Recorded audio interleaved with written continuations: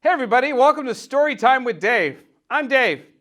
Listen, I don't know about you, but one of my least favorite things in the entire world is chores and cleaning up the house. Anybody here love to clean up? No one raises their hand because it's never any fun. How many of you have ever just played and had so much fun, and then your mom or dad or somebody says, hey, it's time to clean up, and you're like, because cleaning up is never fun. But it's part of what it means to be part of a family. We have to clean up. So I was thinking about that, and I found a story that was really funny about sometimes we do stuff accidentally that makes a big mess.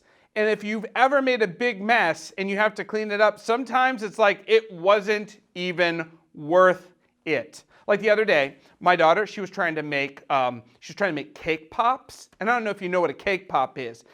And so she was making it, and she had to make a cake. And at the end of making the cake, you had to crunch the cake up and like crumble it all up. You had to destroy it, and it made a tremendous mess. And at the end of it, my daughter said, I'd rather just have cake because it's just easier to have cake than to make a messy cake pop. Now, the point I'm trying to make is that sometimes we make decisions where things are a super big mess, and it would be better if we thought about that beforehand. So, in order to tell that fun story, I thought it'd be really fun if I shared with you one of my favorite books. It's really funny, and it's titled, If You Ever Want to Bring an Alligator to School, Don't. So, I don't know if any of you out there have been thinking about bringing an alligator to school or not, but this book apparently recommends that you just do not do that. So let's get into this because I think this would be really fun. Shall we? Let's go. If you ever want to bring an alligator to school, don't. By Elise, Parsley. If your teacher tells you to bring something from nature for show and tell, she means a hollow stick or a bird's nest or some sparkly rocks. She does not want you to bring an alligator.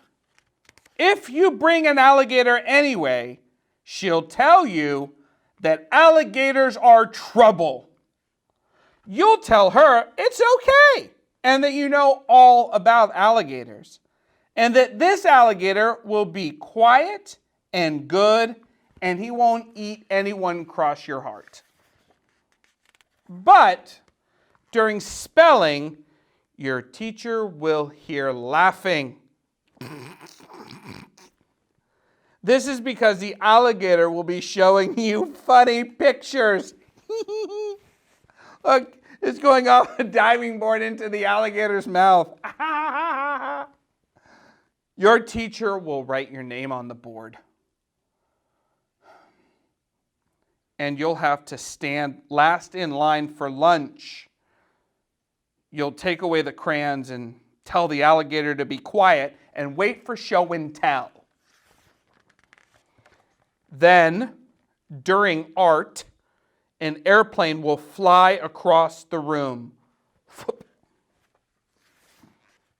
This is because the alligator will be showing you origami. And your teacher will draw a check by your name. And now you'll have to stay in from recess. You'll take away the paper and order the alligator to be good and wait for show and tell. During math, you'll notice the alligator is hungry. You'll give the alligator 3 pieces of your favorite gum and beg him not to eat anyone for Pete's sake and wait for show and tell.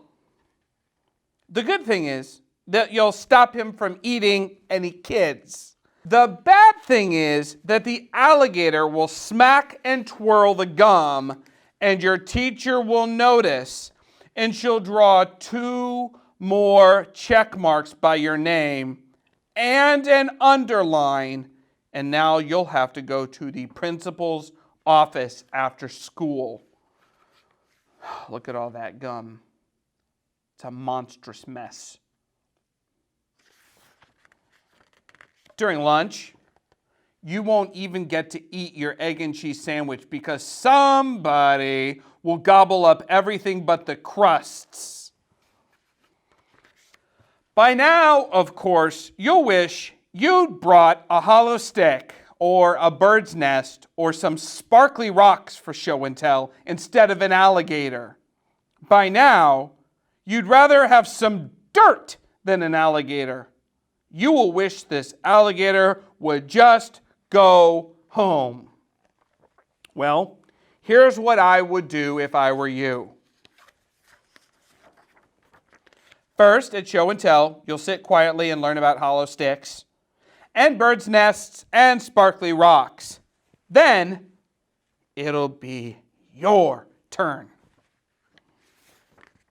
You'll tell how alligators are super big and how alligators have over 74 super sharp teeth and how alligators are super tough.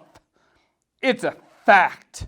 They're strong and they're tough and they aren't scared of anything except other alligators and humans. Booga, booga, booga, booga, booga, booga, booga, booga. Your teacher will be impressed. You might not even have to go to the principal's office for all that mischief that day. But then again, you might have to. Yeah, if you ever want to bring an alligator to school, don't. They're trouble.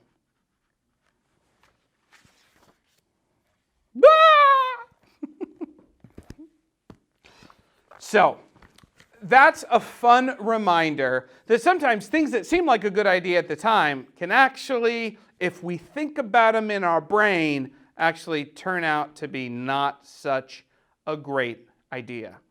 So sometimes the good ideas that we have, well, they'll cause a mess. And that's fine. Like when you build a fort in the living room, that's fine. It's going to build a mess, but it's fun. The question is not will it build a mess, but rather, am I going to be willing to clean up the mess and is the fun worth it? And a lot of times the answer is yes.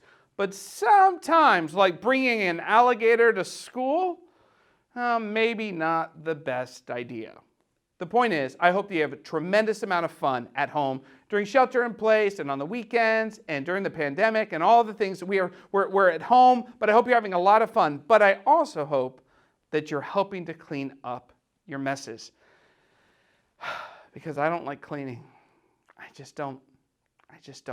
But it's part of what it means to be a family. So, at any point, I hope that you have a good day. And until I see you again, don't bring any alligators to school, and I will see you next time.